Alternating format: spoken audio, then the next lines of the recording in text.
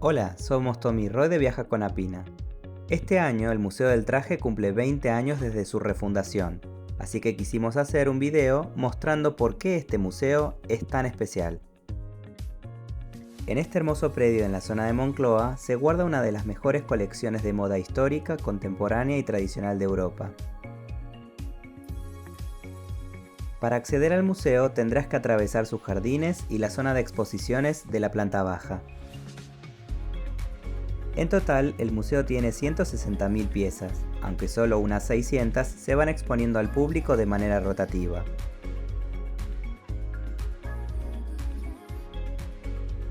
La exposición permanente está organizada cronológicamente en 14 salas, mientras que a lo largo del recorrido se van intercalando algunas salas monográficas.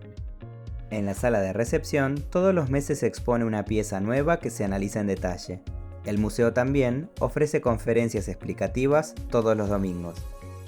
La primera sala nos da el contexto para entender el resto del recorrido, la moda como un reflejo de las sociedades a través del tiempo y una herramienta para estudiar la historia. A lo largo de la visita podremos ver infografías y videos que nos ayudan a comprender a las prendas en su contexto de uso, muy importante también. Hacia el siglo XVII, la hegemonía política de la España de los Austrias lleva a la difusión internacional del traje a la española, con el empleo de prendas rígidas, de corte geométrico y de influencia militar, como los jubones. Rasgo distintivo del hombre es el color negro que le aporta una aparente sobriedad, pero que es una manera de transmitir al mundo que España controla el comercio con América, de donde proviene uno de los tintes más preciados, el negro ala de cuervo, conseguido a partir del palo de Campeche. Luego, con la llegada de los Borbones al trono español, se importa la moda a la francesa.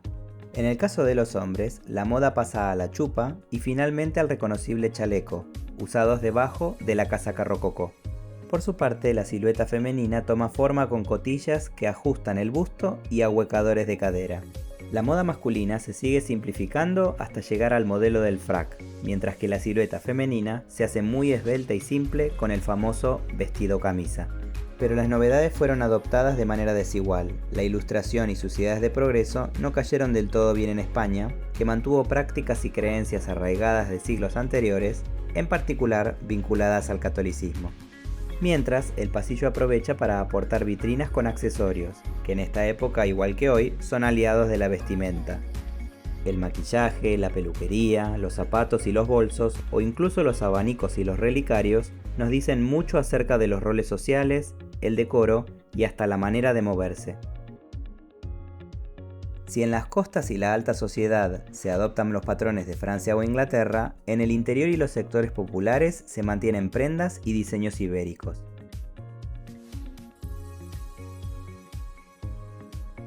Es en esta época que toma forma definitiva el arquetipo de el majo y la maja, tan asociados con lo auténticamente español.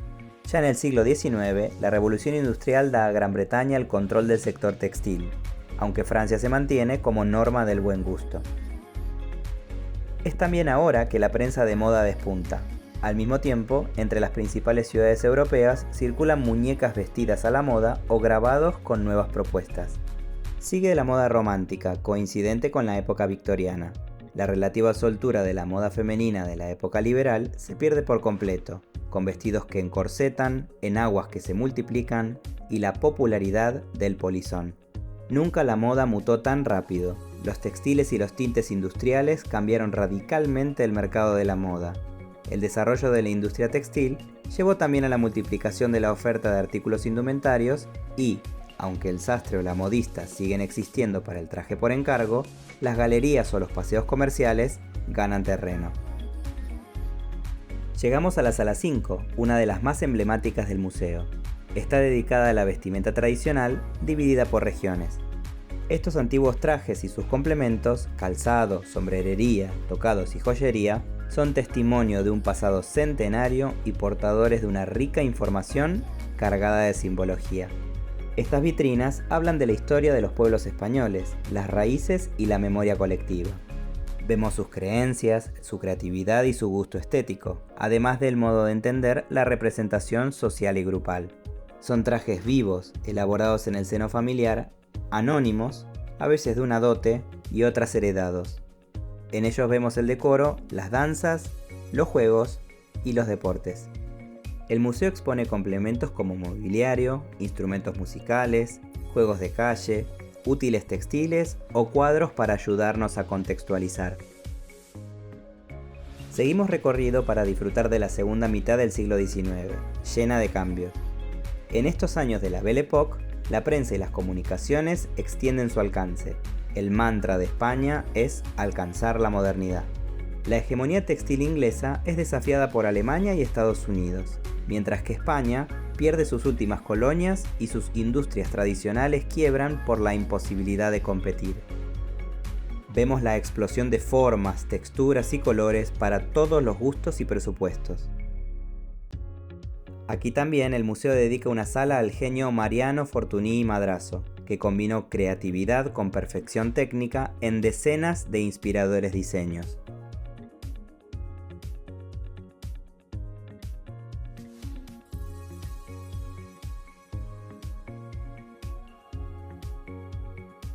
Pasamos ahora al siglo XX y llegan más productos de consumo, almacenes, tranvías e iluminación eléctrica, automóviles y teléfonos. Todos se unen para crear una sociedad cada vez más dinámica. La moda refleja los nuevos lugares de ocio, las vacaciones y los balnearios, la vida nocturna y la liberación de la mujer en los años 20.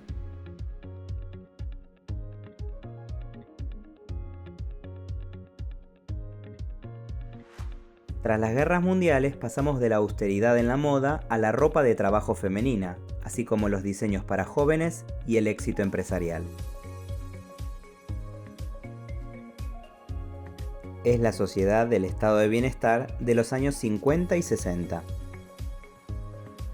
En una de las últimas salas pasamos a la moda de esas nuevas generaciones, la relación entre las prendas y su identidad. Es la cultura del rock, la televisión y la carrera espacial. Todas nos llevan desde el movimiento hippie a la moda del siglo XXI. Amas de casa, celebridades, alta costura y moda para las clases medias muestran el boom de las modas de consumo. En estas últimas vitrinas podemos reconocer diseños icónicos y prendas utilizadas por figuras famosas de España, Europa y el mundo. Antes de dejar el recorrido cronológico, el museo expone prendas de diseñadores y desfiles actuales para provocar a los visitantes con sus formas y texturas radicales.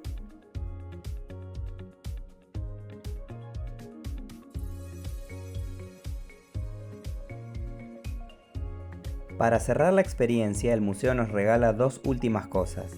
Primero, un repaso por los maniquíes de silueta femenina y masculina de los últimos 400 años.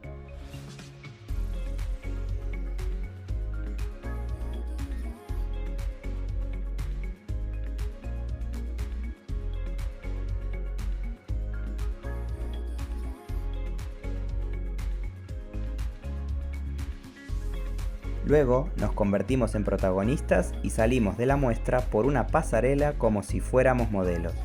El Museo del Traje es una visita imperdible en Madrid, ya sea por su colección permanente como por sus eventos de temporada. Ojalá lo disfrutes tanto como nosotros. Gracias por acompañarnos en este recorrido. Si te gustó este video y quieres recibir más contenidos como este, recuerda darle like y suscribirte al canal. ¡Hasta la próxima!